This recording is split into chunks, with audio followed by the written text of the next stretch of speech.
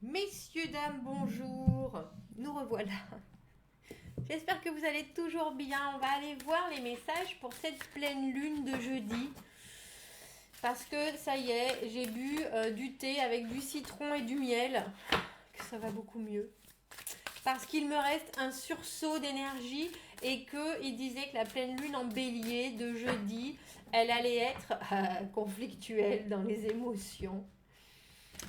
C'est drôle parce qu'elle disait, alors je crois que si j'ai bien lu, que ça allait être positif pour les lions et pas forcément positif pour les cancers. Et je me suis dit, quand on est cancer ascendant lion, qu'est-ce que ça fait?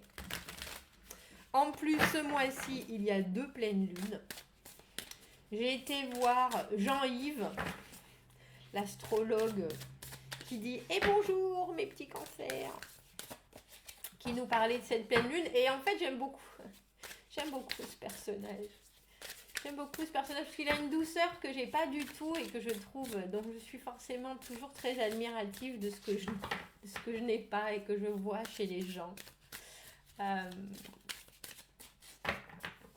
Et il parlait, oui, s'il me semble bien, ou c'était ça ou mes lectures, en tout cas, d'un espèce de tiraillement entre des envies et des possibilités, la maturité comme la spontanéité.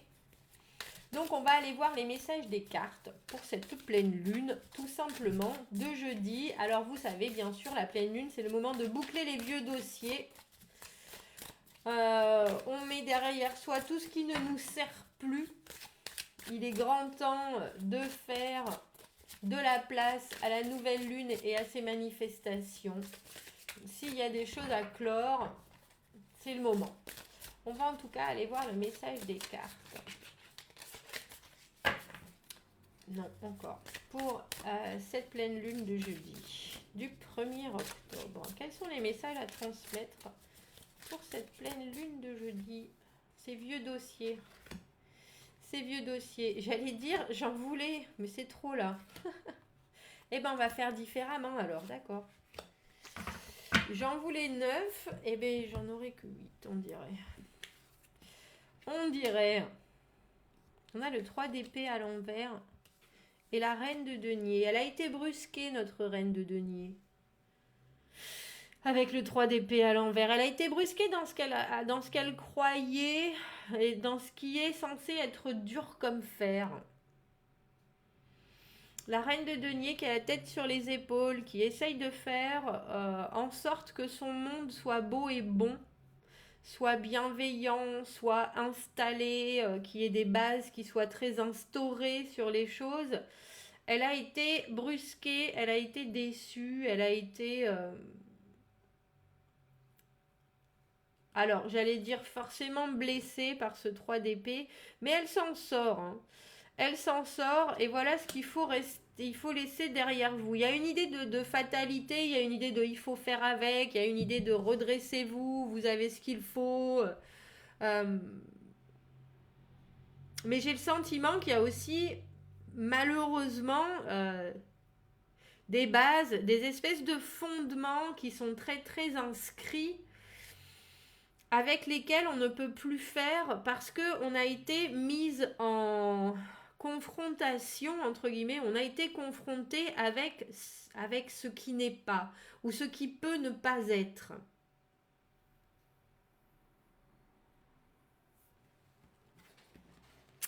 On va aller voir la suite.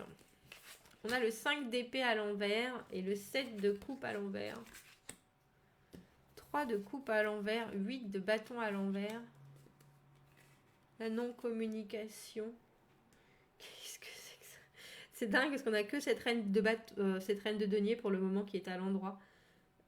Roi de bâton à l'envers et reine... Non, roi d'épée à l'envers et reine d'épée à l'envers. Qu'est-ce que c'est que ce tirage? On n'a que la reine de denier qui est à l'endroit. C'est quand même phénoménal.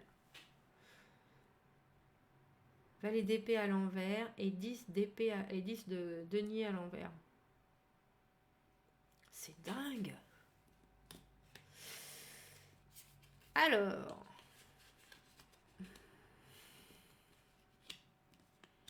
c'est un peu un cheminement à l'aveugle en fait. Et ça nous parle de tout ce qu'on de tout ce qu'on ne peut pas faire, tout ce qu'on ne peut plus faire, les réactions qu'on peut avoir par rapport à des tromperies. C'est assez lourd, hein. Je vous conseille, je préfère déjà vous prévenir, c'est assez lourd.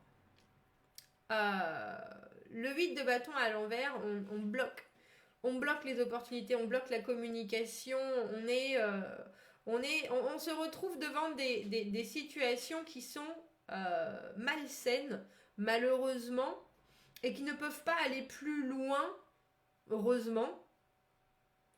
Quand deux personnes qui sont dans le même monde se retrouvent à être tous les deux dans le mauvais monde, ça ne peut pas fonctionner. Avec ce 5 d'épée à l'envers et ce 7 de coupe à l'envers, il y a l'idée que c'est un peu se construire un monde de chimère, j'allais dire de fantaisie. Il y a beaucoup de réflexions dans ce tirage, il y a beaucoup de pensées, mais qui au final, alors qu'elles devraient être productives, j'ai le sentiment qu'elles sont bien trop basées sur le passé et ce qui aurait pu être et qui malheureusement n'est pas. On dirait que cette pleine lune de jeudi, elle vous demande, parce qu'on a le valet d'épée à l'envers et le 10 d'épée à l'envers. Le valet d'épée, c'est quelqu'un qui cherche à créer son propre langage. C'est quelqu'un qui cherche à être clair avec lui-même, clair avec les autres. Il a une façon de dire les choses, vous voyez, il est clair comme la roche. C'est cristallin.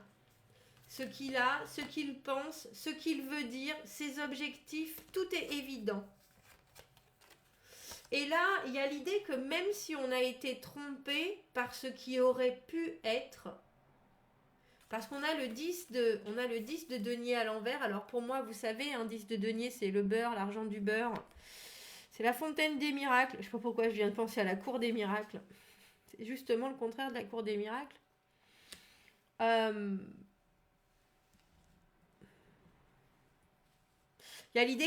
y a aussi l'idée qu'on ne peut pas bloquer les choses éternellement. Et qu'il faut réussir à ajuster ce qu'on veut, ce qu'on vaut, avec ce qu'on a vécu, mais avec ce qu'on veut vivre aussi.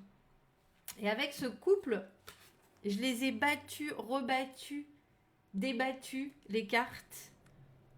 Et on a quand même le roi et la reine d'épée côte à côte.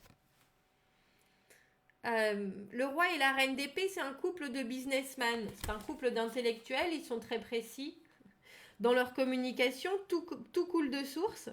Et là, j'ai le sentiment qu'à l'envers, c'est plutôt des postiches, des pastiches, des personnages de pacotille. Il faut faire comme si. Il faut faire comme si on avait les mêmes objectifs. Il faut faire comme si on se comprenait. Il faut faire comme si on était du même bord, du même sang, de la même... Mais en fait... Tout ce qu'on fait, c'est protéger notre émotionnel qu'on a du mal à s'expliquer, avec lequel on a du mal à vivre. C'est le grand nettoyage de printemps, là, jeudi. Hein. Cette pleine lune, elle vous demande de prendre les choses à la base sur ce que vous savez déjà de vous.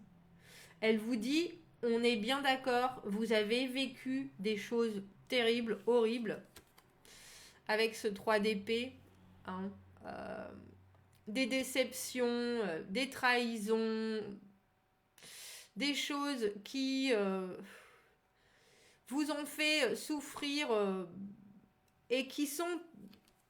On passe pas dessus, on n'oublie pas, on vit avec. Et c'est pour ça que ces deux cartes sont là en même temps.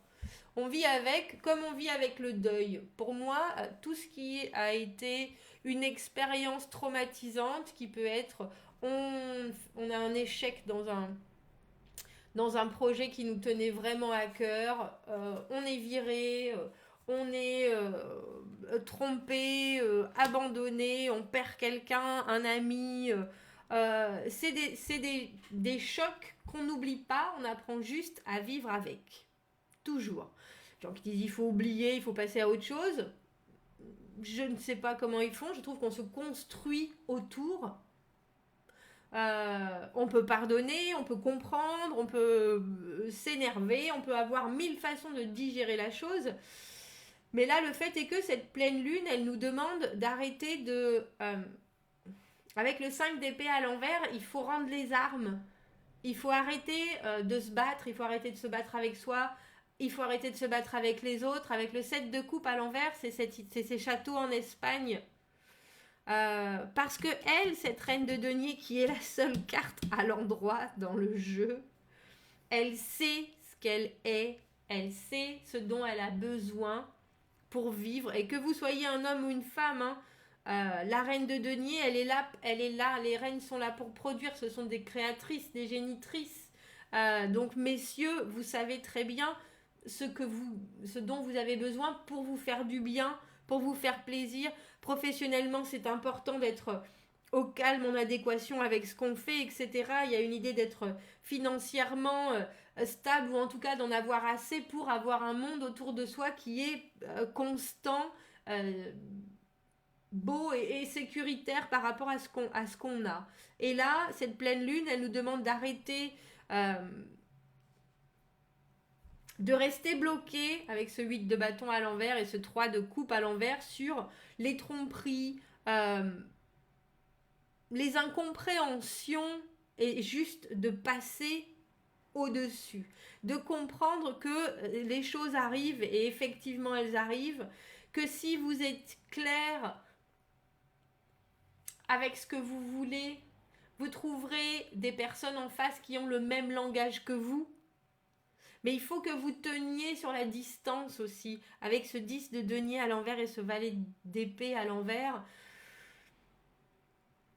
Vous n'avez peut-être pas encore trouvé la bonne façon de mettre en mots ce qui vous représente le plus et ce vers quoi vous tendez. Donc, vous pouvez essayer, que ce soit de trouver un travail, de trouver un compagnon, une compagne, de changer votre vie, de la faire virevolter, d'avoir un virage. J'ai le sentiment qu'il faut que vous, en ce jeudi et cette pleine lune, on vous demande de voir vos propres limitations et de les accepter. D'accepter que c'est pas la peine de se battre avec des choses qu'on n'a pas.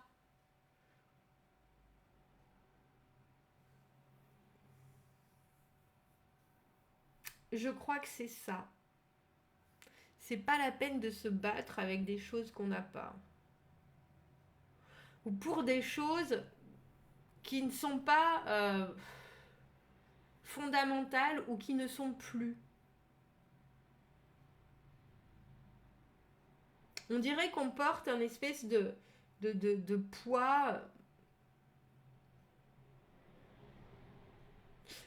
émotionnel, et puis une capacité à trop réfléchir sans être complètement ni précis sur qui on est, ni précis sur ce qu'on veut, ni précis sur les moyens logistiques qu'on a d'arriver à un objectif en particulier.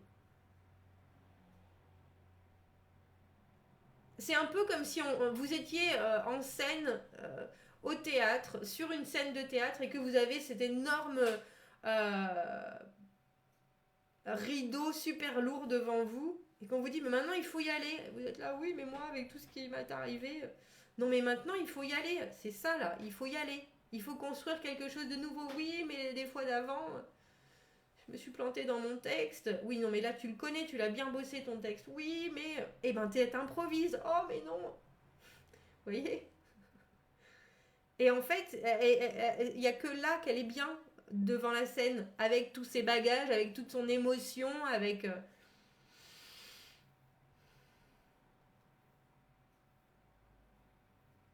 et ne plus se bloquer sur ce qui a été. Alors après, apprendre de construire avec. Oui, oui, vous connaissez ma vue sur faire le positif avec le négatif. Non, on vit avec. Après, il y a très certainement des gens qui construisent de très belles choses avec des expériences très négatives. Moi, je trouve qu'on vit avec. en tirer des enseignements, peut-être. Là, on a le sentiment que cette pleine lune, elle vous demande d'être honnête avec vous-même. Et de ne pas vous laisser embarquer par ce que vous pouvez penser de vous, penser de l'autre, et qui vous empêche de voir les choses telles qu'elles sont. Bon, ben voilà, on va la faire courte. Tirage de la pleine lune, vous me direz ce que vous en pensez. Je trouve ça assez phénoménal qu'il y ait uniquement cette reine de denier qui soit à l'envers, à l'endroit dans ce tirage. Les masques, on pourrait l'appeler. Ce tirage de pleine lune. Je vous souhaite un beau jeudi, une très belle pleine lune. Voyez vos capacités et débloquer ce que vous estimez être des... Débloquer alors j'allais dire l'énergie, en tout cas la communication, pas forcément. Le mouvement. Débloquer le mouvement sur des choses que vous avez mis dans un coin.